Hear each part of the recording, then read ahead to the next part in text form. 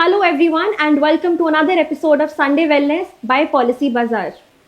January हर साल all over the world as Cervical Cancer Awareness Month observe किया जाता है. And I recently read some data by WHO which said that cervical cancer is the fourth most common cancer diagnosed in women.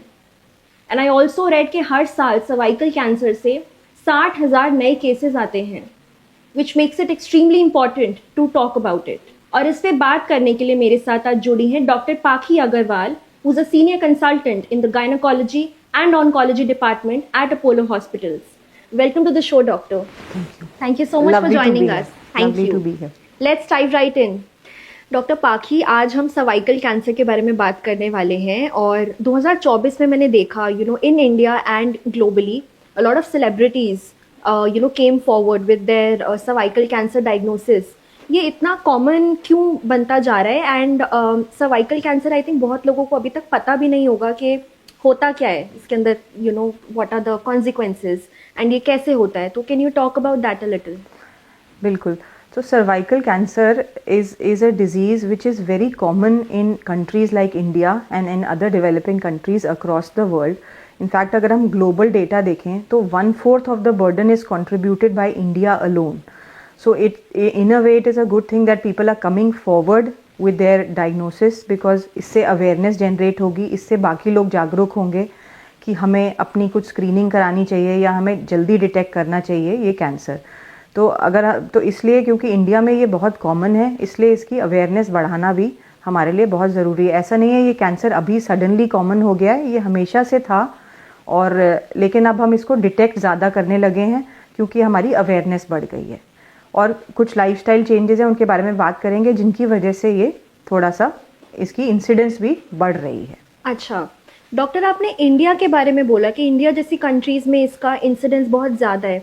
ऐसा क्यों? Is it because of our lifestyle और geography? Like what's the reason? The reason, एक पहला reason है early marriage. सो अगर early marriages हो रही हैं या मल्टीपल मैरिजेस हो रही हैं, मल्टीपल पार्टनर्स हैं, पुअर हाइजीन है. जैसे इंडिया में अगर हम रूरल पॉपुलेशन देखें तो वो बहुत ज़्यादा डॉक्टर के पास नहीं जाते. उनको अगर कुछ डिस्चार्ज चल रहा है महीनों से, हफ्तों से, तो वो उसको टाइमली ट्रीट नहीं कराते. तो अगर अनट्रीटेड इन्फेक्शंस हैं या आपकी इम्यूनिटी कम हो रही है किसी भी रीज़न से, चाहे वो पोस्ट कोविड हो या वैसे हो, तो इन सब पॉपुलेशन सबसेट्स में, और आप टाइमली चेकअप्स नहीं करा रहे हो, तो इन सब सबसेट्स में the risk of cancer, developing cancer becomes more. Right. तो आई थिंक डॉक्टर, इस सबका रूट कॉज अगर हमें पकड़ना हो तो वो यही है कि इंडिया में in general female reproductive health या फीमेल सेक्सुअल हेल्थ के अराउंड अवेयरनेस बहुत कम है. लोग बात नहीं करना चाहते. It is still seen in some societies as a taboo to talk about it. मतलब लेडीज साइलेंस में सफ़र करती हैं महीनों. इसीलिए जो हम कैंसर्स इनफैक्ट हॉस्पिटल्स में देखते हैं, we generally see them in the advanced stages. और जबकि सर्वाइकल कैंसर एक ऐसा कैंसर है जो आपको ऑलमोस्ट 10 से 15 साल का लैग टाइम देता है टू डिटेक्ट इट अर्ली. उसकी इतनी लंबी प्री कैंसर स्टेज होती है जिसमें अगर आप डिटेक्ट कर लो उसे तो almost cure rates are 100% as compare to अगर हम इसको स्टेज 3, स्टेज 4 में डिटेक्ट करें, विच मीन्स फैला हुआ कैंसर, तो हमारा जो ट्रीटमेंट क्योर रेट्स होते हैं वो 30-40% रह जाते हैं. अंडरस्टूड. डॉक्टर, आपने अर्ली डिटेक्शन की बात करी कि जो प्री कैंसर स्टेज होता है वो 10-15 साल चल सकता है, एंड अगर टाइम पे डिटेक्ट हो जाए तो कैंसर को हम ट्रीट कर सकते हैं सही तरीके से. तो कुछ ऐसे साइंस आप बता सकते हैं that all the women watching our show today should watch out for? Definitely. तो जो प्री कैंसर के कुछ सिम्टम्स होते हैं वो कभी कभी इन्फेक्शन के जैसे भी होते हैं. तो अगर आपको डिस्चार्ज है जो बहुत हफ्तों तक चल रहा है, आपने एंटीबायोटिक्स ले लिए, कुछ टाइम के लिए ठीक हो गया, फिर से शुरू हो गया, तो ये एक सिम्टम होता है. उसके अलावा अगर आपको पीरियड्स के बीच में स्पॉटिंग हो रही है फॉर एनी रीज़न, जैसे 2 पीरियड्स नॉर्मल आते हैं लेकिन उसके बीच में, जिसको हम इंटरमेंस्ट्रुअल ब्लीडिंग कहते हैं, बिटवीन 2 पीरियड्स अगर ब्लीडिंग या स्पॉटिंग हो रही है, इंटरकोर्स के बाद अगर ब्लीडिंग हो रही है, जिसको हम पोस्ट कॉइटल ब्लीडिंग कहते हैं, ये कुछ लक्षण माने जाते हैं जो सर्वाइकल प्री कैंसर को और कभी कभी फ्रैंक कैंसर को भी दर्शाते हैं. उसके अलावा अगर आपको पेन है पेल्विक एरिया में कॉन्स्टेंटली, या एडवांस कैंसर में हम देखते हैं वेट लॉस हो सकता है, मोशन में दिक्कत हो सकती है, यूरिन में दिक्कत हो सकती है, तो ये सारे लक्षण होते हैं जो कि कैंसर को दर्शाते हैं। बट अगर हम प्री कैंसर पे फोकस करना चाहें तो इन्फेक्शन जो ठीक नहीं हो रहा या ठीक होने के बाद बार बार हो रहा है, और कोई भी अबनॉर्मल ब्लीडिंग पैटर्न, और वो अबनॉर्मल अगर जैसे पीरियड्स किसी के खत्म हो गए हैं, 50 के आसपास मीनोपॉज हो गया है और दोबारा ब्लीडिंग शुरू हुई है, तो ये इसको हम एक तरह से रेड फ्लैग सिम्टम मानते हैं, जिसको कि महिलाओं को नहीं इग्नोर करना चाहिए और तुरंत ही डॉक्टर से मिलना चाहिए। ये किसी भी हाल में नॉर्मल नहीं होता। Doctor, if we talk about screening, ऐसे कौन से टेस्ट हैं जो कि हर फीमेल के कैलेंडर पे एनुअल टेस्ट के साथ होना चाहिए कि हर साल मुझे ये टेस्ट तो कराना ही है for cervical cancer?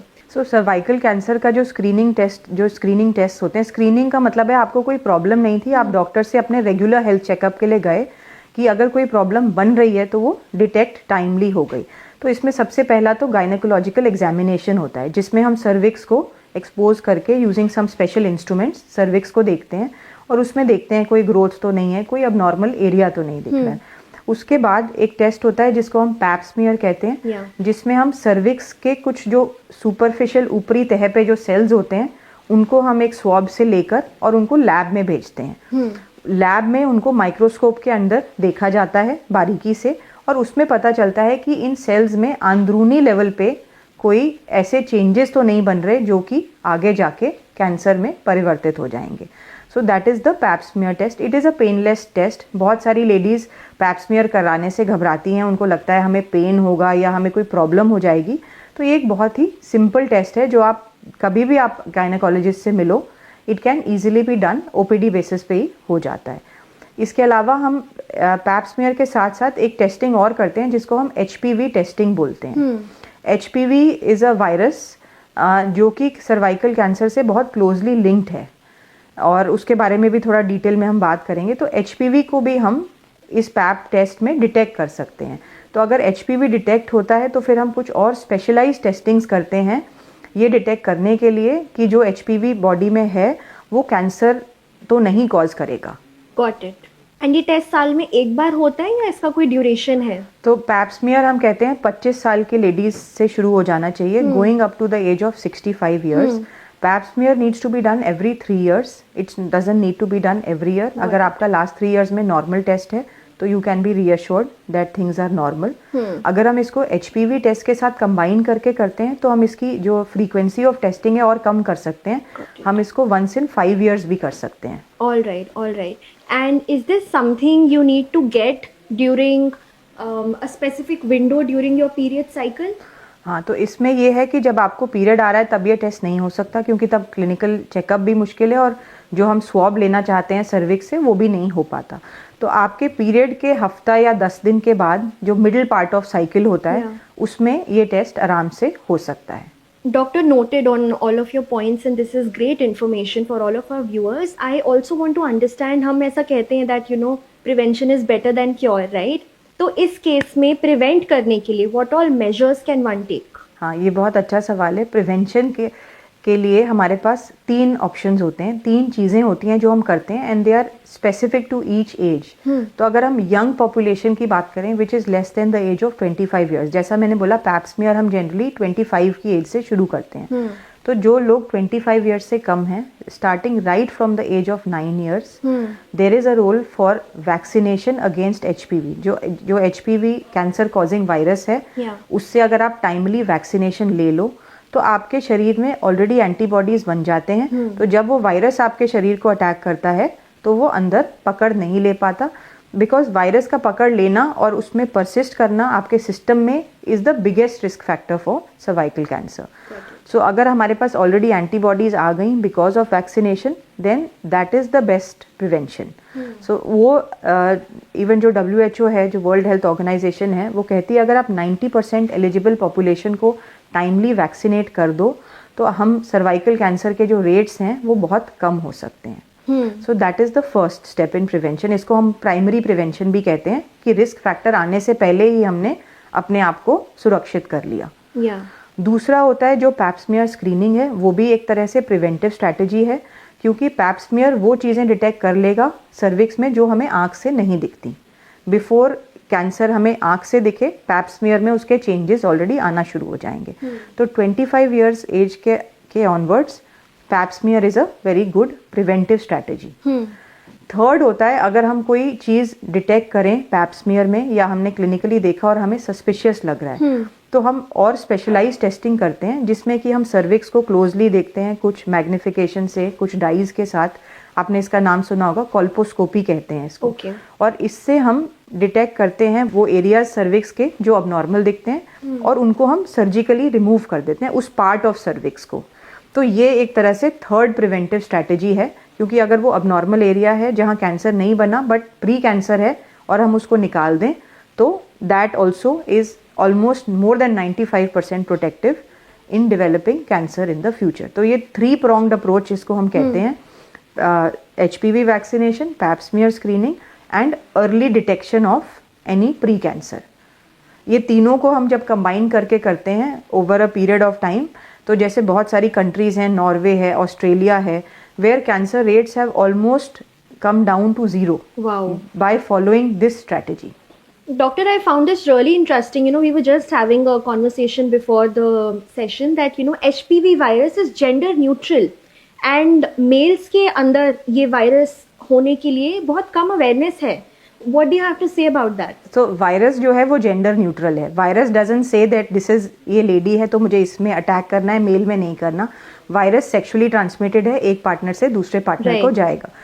Now males में जो है it causes cancers of the throat, of the head and neck, penis cancers, anal cancers cause करता है। और men में प्रॉब्लम ये है कि कोई ऐसा रिलायबल टेस्ट नहीं है, जैसे विमेन में हमने बोला पैप स्मीयर के साथ हम HPV टेस्टिंग साथ साथ कर सकते हैं। men के लिए अभी कोई टेस्टिंग उस तरह से नहीं है टू टेस्ट कि HPV है या नहीं है, पहली चीज़। तो इसलिए अर्ली डिटेक्शन वाला जो हमारा एक वो है वो हट जाता है। विमेन में सर्वाइकल के बारे में हम बात सब करते हैं, बट विमेन में भी एनल कैंसर्स कॉज कर सकता है, वजाइनल कैंसर्स, वल्वल कैंसर्स। सो अगर हम HPV को सेक्सुअली ट्रांसमिटेड वाले उससे जोन से बाहर हटा के उसको एक कैंसर कॉजिंग वायरस की तरह देखें, तब हमें उसके बेनिफिट्स वैक्सीनेशन के भी समझ आएंगे। राइट, आई थिंक डॉक्टर हमने इस बारे में बात कर ली कि सर्वाइकल कैंसर को कैसे प्रिवेंट करें, what are the science and symptoms that one should watch out for. But by chance किसी का डिटेक्ट हो गया है cancer, cervical cancer, what are the next steps? So अगर हम किसी को सर्वाइकल कैंसर सस्पेक्ट कर रहे हैं तो सबसे पहले हम बायोप्सी लेते हैं। बायोप्सी में एक पीस ऑफ दैट ट्यूमर लेके उसको हम लैब में देखते हैं और उसमें कंफर्म होता है कि किस टाइप का कैंसर है, क्योंकि सर्वाइकल कैंसर कुछ अलग अलग टाइप्स के भी होते हैं। तो एक तो हमें उसकी टाइपिंग पता चलती है। फिर हम दूसरी चीज़ जो करते हैं, कुछ और टेस्ट करते हैं इमेजिंग के फॉर्म में, जैसे MRI हो सकता है, वो CT स्कैन हो सकता है, ये देखने के लिए कि वो कैंसर सर्विक्स तक ही लिमिटेड है या सर्विक्स से आगे जा चुका है। उससे हमें स्टेजिंग का आइडिया लगता है। तो जो अर्ली स्टेज कैंसर्स होते हैं जो सर्विक्स तक लिमिटेड होते हैं, उनके ट्रीटमेंट में सर्जरी पहला ऑप्शन होता है ट्रीटमेंट का। उसके बाद कभी कभी उनको रेडिएशन की ज़रूरत भी पड़ सकती है। जो एडवांस्ड कैंसर्स होते हैं जो सर्विक्स से बियॉन्ड जा चुके हैं, उनको जनरली हम रेडिएशन और कीमोथेरेपी के कॉम्बिनेशन से ट्रीट करते हैं। और अब मॉडर्न मेडिसिन में इतने एडवांसेस आ गए हैं कि अब हमारे पास टारगेटेड थेरेपी भी है, जिसको हम इम्यूनोथेरेपी करते हैं, जो स्पेसिफिकली कैंसर सेल्स को टारगेट करता है। तो बहुत सारे ट्रीटमेंट ऑप्शंस हमारे पास अवेलेबल हैं, प्रोवाइडेड हम कैंसर को टाइमली डिटेक्ट कर सकें। Right right, I think doctor cancer word, the C word general public बहुत अवॉइड करती है। मतलब कैंसर वर्ड सोचते ही दिमाग में बहुत बुरे थॉट्स आ जाते हैं। People get very scared, but you are from the medical industry, health care industry, we are from the insurance sector. I feel like it's very important for all of us to collectively talk about it and spread awareness. And I feel like from an insurance perspective also, having an adequate health insurance cover that can cover you in case something like this is diagnosed is also equally important in a country like India where medical inflation is at an all-time high. Simran, I totally agree with you. Having a good insurance cover is important because of course the treatment for cancer is usually not one time. Yeah. And this is the reason people are scared of the C word, because despite best of everything, cancer does tend to rear its ugly head time and again. So it is important to have a good financial security in terms of insurance policies or health policies to be able to cover the cancer treatment successfully. Yeah, absolutely. And doctor, I think we have a lot of queries from our viewers now, which we'll take up. But before we move on to our next segment, if there was one piece of advice that you were to give to our viewers today in terms of reproductive health or sexual health, what would that be? It would be that don't push reproductive and sexual health to the back of your cabinet. Take some time out to get your regular health checkups done. Make sure that everything is okay with you. And modern medicine has advanced by leaps and bounds, and now we have very good treatments available for cancers. So don't be scared or don't be stigmatized about being diagnosed with cancer. Yeah. Because prevention is the key. So go ahead, get yourself checked so that everything can be timely prevented. Yeah, absolutely. And I think most importantly, once you are aware about this cancer and what are the steps that you need to take, you should also empower women in your circle to take that step. I agree, because if you know about something and you don't share it with 5 people, you are doing also a disservice to yourself. So if you learned something new today from this session, make sure you share it with your friends and family so that they too can become health aware. Doctor, we have some questions from our viewers right now. So Priya is asking, Doctor, HPV के लिए क्या schedule रहता है? सो जो HPV vaccine है, इसका schedule, क्योंकि data आता जाता है इस वैक्सीन पे, जब शुरू हुआ था तो ये था कि सबको 3 डोजेस लगाना ज़रूरी है starting from the age of 9 years. उसके बाद हमारे पास डेटा आया कि जिनकी एज 15 ईयर्स से कम है उनको हम सिर्फ 2 डोज वैक्सीनेशन भी कर सकते हैं. और अभी इसी साल के एंड में, पिछले साल के एंड में WHO का डेटा आया है कि जो लोग 15 ईयर्स से कम हैं उनको 1 डोज वैक्सीनेशन भी बहुत अच्छी इम्यूनिटी प्रोवाइड करती है. जो लोग 15 ईयर्स से ज़्यादा हैं, up to the age of 20 years, उनको हम 2 डोजेस रेकमेंड करते हैं. And beyond the age of 20 years up to 26, it is 3 doses which are recommended. Doctor, the next question is, अगर मैंने वैक्सीन लगवा लिया जो आप रेकमेंड कर रहे हैं, क्या गारंटी है कि मुझे कैंसर नहीं होगा? तो जो वैक्सीन है, जैसे कि बाकी वैक्सीन होती हैं, जैसे कोविड की वैक्सीन थी, जैसे टेटनस की वैक्सीन है, ये आपको प्रोटेक्टिव इम्यूनिटी देती हैं. तो कुछ इफेक्ट वैक्सीन का आपकी अपनी बॉडी की क्षमता पे भी डिपेंड करता है और कुछ वैक्सीन की एफिकेसी पे. तो जब हम HPV वैक्सीन की बात करते हैं तो उसकी एफिकेसी, जिसको कभी HPV इन्फेक्शन नहीं हुआ, 95% से ज़्यादा है. इसका मतलब 95% HPV इन्फेक्शन आपका प्रिवेंट होगा इस वैक्सीन से. एंड ऑब्वियसली अगर 95% इन्फेक्शन प्रिवेंट होगा तो उस वायरस से रिलेटेड जो कैंसर हो रहा है, which is most of the cancers, नहीं होंगे. द नेक्स्ट क्वेश्चन इज, इस वायरस के अलावा क्या कोई और फैक्टर्स भी हैं for cervical cancer? Cervical cancer का हालांकि हम सिर्फ HPV पे बात करते हैं, बट बहुत सारे और भी फैक्टर्स होते हैं जो रिस्क बढ़ाते हैं. One of the risk factors is early marriage. Second is having many children. Third is having multiple sexual partners. ये सब नोन रिस्क फैक्टर्स हैं of vaginal infections. Then having vaginal infections and not getting them treated on time, immunity आपकी कम होना किसी भी कारणवश, smoke करना, ये सब रिस्क फैक्टर्स होते हैं आगे जाके कैंसरस चेंजेस बनने में.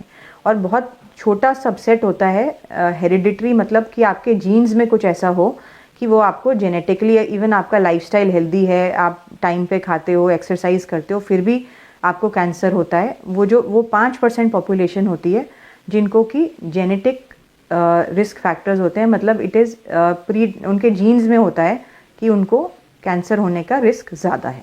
Doctor, that's a wrap on today's episode. Thank you so much, आप अपने बिजी स्केड्यूल से टाइम निकाल कर हमारे साथ जुड़े. एंड ट्रस्ट मी, मैंने बहुत नई चीज़ें सीखी आपसे, and I am sure our viewers feel the same. Thank you. It was my pleasure to increase awareness on this important topic. Thank you.